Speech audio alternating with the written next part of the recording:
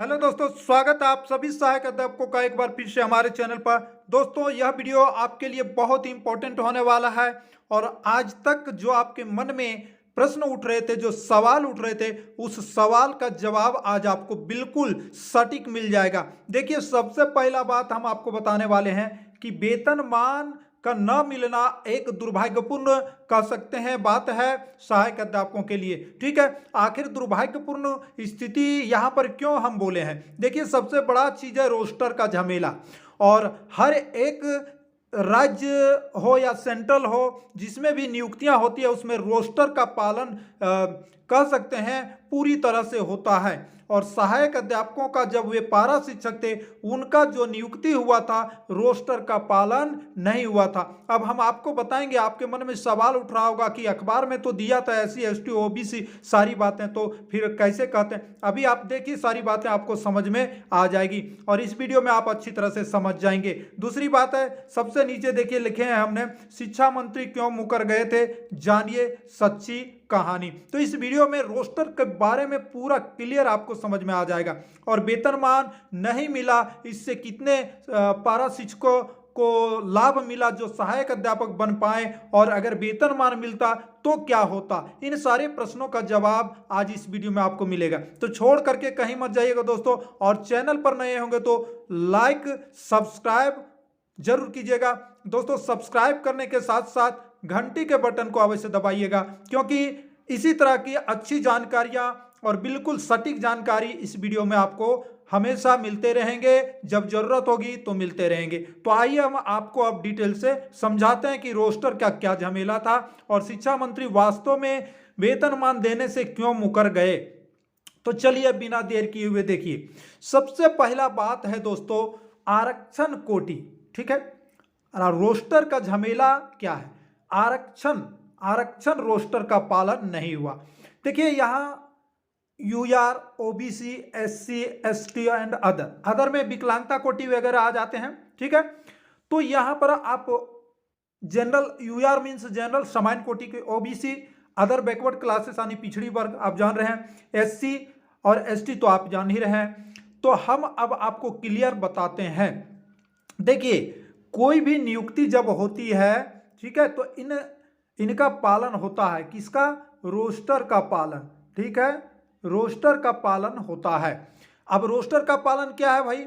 सबसे पहले जब वैकेंसी निकाली जाती है, ठीक है, जब भी कोई वैकेंसी निकाली जाती है तो इन रोस्टर के अनुसार उसमें क्या होते हैं? वैकेंसी होते हैं, यानी सीट यानी रिक्त स्थानों की संख्या निर्धारित की हुई रहती है। ये चीज नहीं हुआ है पारा शिक्षकों का जब नियुक्ति हो रहा था। दूसरी बात, आपको ग्राम शिक्षा समिति ने आपको नियुक्त किया। ठीक है, यहां पर जिला स्तर पर होना बहुत जरूरी था। जिला स्तर पर इसका कोई लेटर निकाला गया रहता इन रोस्टर का पालन करके, उसके बाद हालांकि उन शिक्षकों को चाहे जहां भी उनको जिस विद्यालय में दिया जाता उसके बाद उसमें कोई दिक्कत नहीं था, सिर्फ इसका पालन होता लेटर निकाल करके। ठीक है, जिला से होना चाहिए था।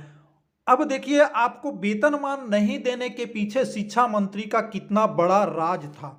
देखिए, क्यों नहीं दी आपको, समझिए।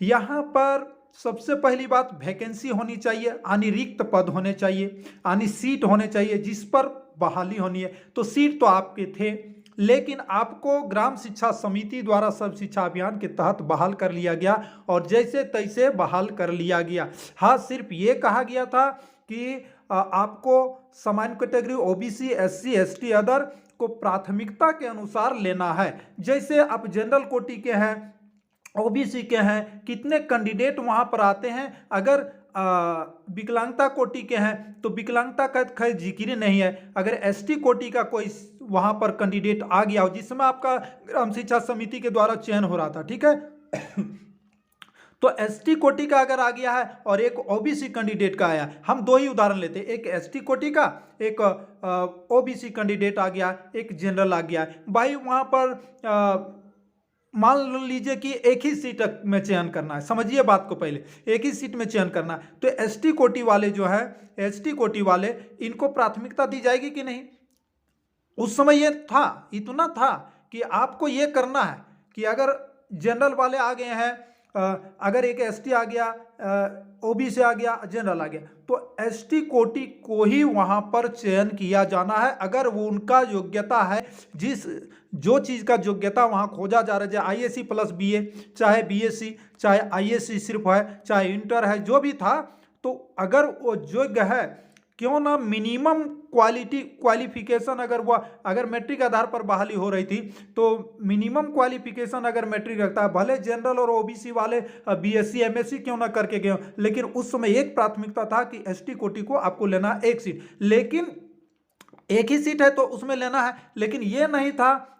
आखिर यहां पर जो है वैकेंसी क्लियर करके आपकी नियुक्ति नहीं हुई थी। एक बात तो ये क्लियर हो गया, ठीक है, जरूर आप समझ गए होंगे।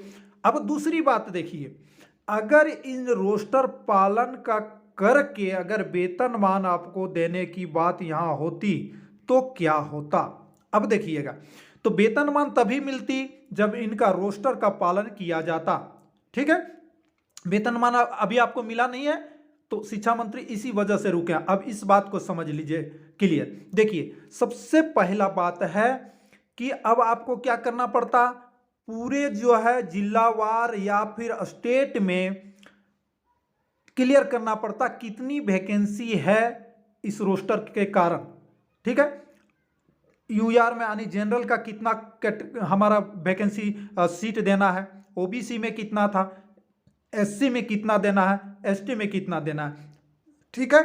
टोटल वैकेंसी जितने रिक्त पद झारखंड में लिए गए हैं पारा शिक्षकों को, उतना में इन सब का परसेंटेज के आधार पर बांट देना है, ठीक है। 100% पदों में विभक्त हो जाता इस तरह से। अब देखिए, सवाल एक यहां उठता है, क्या वेतनमान मिलने से सभी टेट पास, जितने भी टेट पास हैं, जितने भी टेट पास हुए थे, अभी फिलहाल है, क्या उनको सभी को वेतनमान मिल पाता। अब देखिए, यहां पर नहीं मिल पाता। क्यों? क्योंकि एसटी कोटि में जितने सीट रहते, एससी कोटि में जितने सीट रहते, वो ओबीसी वाले आकर के भर नहीं सकते थे। इनके सीट पर आप कदापि नहीं आ सकते थे, और जनरल वाले तो आ ही नहीं सकते थे, ठीक है। दूसरी बात, जनरल वाले ओबीसी में भी नहीं आ सकते थे, और जनरल वाले एससी में, जनरल वाले एसटी में नहीं आ सकते थे। यहां पर वो नहीं आ सकते थे। अब कैंडिडेट जो हैं, अब देखिए, इनका सीट तो ज्यादा रहेगा भाई। अगर रोस्टर का पालन करके अगर वेतनमान दिया जाता, तो यहां पर तीन को ओबीसी को छोड़ दीजिए, इनका और इनका सीट तो मान लीजिए 100 सीट में बांटिए। 100 सीट में बांटिएगा तो कम से कम मान लीजिए 10 सीट हम एक मोटा मोटी बांटते हैं, 10 सीट इनका हो गया और 20 सीट इनका हो गया, 30 सीट। अब बच गया 70 सीट। 70 सीट में 10 इनका, 20 इनका, 30 हो गया। 70 में मान लीजिए इनका 30 है और इनका 40 है, ठीक है। तो सीट तो यहां पर ज्यादा आपको मिल रहा है, ठीक है। और यहां पर कैंडिडेट आपको क्या है, टेट पास यानी टेट क्वालिफाइड, इसमें आपको कम मिलेंगे, या फिर ठीक है मिल जाएंगे, ठीक है। लेकिन यहां पर वैसा है नहीं, क्योंकि एससी और एसटी कोटे के बहुत ही कम पास हुए हैं, और अगर पास भी हुए होंगे तो ये जो है ओबीसी कैटेगरी में जा सकते हैं, इनका ऊपर जाना, लेकिन परसेंटेज उतना लाए होंगे तो। अब है कि अगर इनका कोटा फुल हो गया, ठीक है, अगर पास भी हो गए होंगे अपने सीट के अवेलेबल अकॉर्डिंग में, ठीक है, तो सपोज दैट इनका इसमें वैकेंसी 30 सीट है, 40 सीट है, मान के चलते हैं 100 सीट के अनुपात में। तो यहाँ पर क्या है कि इनका मान लीजिए कैंडिडेट यहाँ पर 50 है, इसमें मान लीजिए 60 है, तो भाई अगर ठीक है इतना टेट पास है, तो 20 कैंडिडेट ये कहाँ जाते और ये कैंडिडेट कहाँ जाते, ठीक है। अब देखिए, यहां पर सवाल उठ रहा है कि ये सब टेट पास है, तो क्या संभव हो सकता है। इसलिए आरक्षण रोस्टर का पालन होने के बावजूद भी यहां पर जो है सभी टेट पास पारा शिक्षक का समायोजन यानी वेतनमान उनको नहीं मिल पाता, ठीक है ना, क्योंकि ओबीसी वाले एससी एसटी कोटा में आ नहीं सकते थे ये दोनों, और ये ज्यादा जनरल वाले तो निश्चित तौर पर जो है अधिक से अधिक पास होते हैं, ये बात आपको क्लियर होनी चाहिए। तो इनको वेतनमान नहीं मिल पाता क्योंकि सीट ही नहीं रहता। और जब तक उनका आरक्षण रोस्टर के अनुसार सीट जो है आपको उपलब्ध नहीं कराया जाता, वेतनमान का सवाल ही नहीं उठता है। तो शिक्षा मंत्री गलत किए हैं कि सही किए हैं, आप अभी समझिए। शिक्षा मंत्री जो है सही किए हैं या गलत किए हैं, अब आप दिमाग लगाइए। इसमें जो है वेतनमान न दे करके मानदेय वृद्धि किए हैं, तो बहुत से पारा शिक्षक जो सहायक अध्यापक बन गए हैं, लाभ मिल चुका है। अब है कि लड़ाई शुरू हो चुकी है वेतनमान को लेकर के, ठीक है। अब वेतनमान को लेकर के मांग देखिए अब रांची पहुंचने ही वाले हैं कल यानी सोमवार को, ठीक है। कल से बात की संभावना होने की संभावना है। अब देखिए वेतनमान पर कैसे क्लियर किया जाता है। अभी हम फिलहाल आपको दिमाग से ये जो पर्दा था उसको हम हटाने का प्रयास किए हैं। तो चलिए दोस्तों, वीडियो अगर अच्छा लगा होगा तो लाइक शेयर एंड कमेंट जरूर कीजिएगा, और नए होंगे तो चैनल को सब्सक्राइब कर लीजिएगा और साथ में घंटी के बटन को दबा लीजिएगा। जय हिंद, जोहार झारखंड। और यदि कोई शंका आपके मन में अभी भी होगा तो जरूर कमेंट कीजिएगा।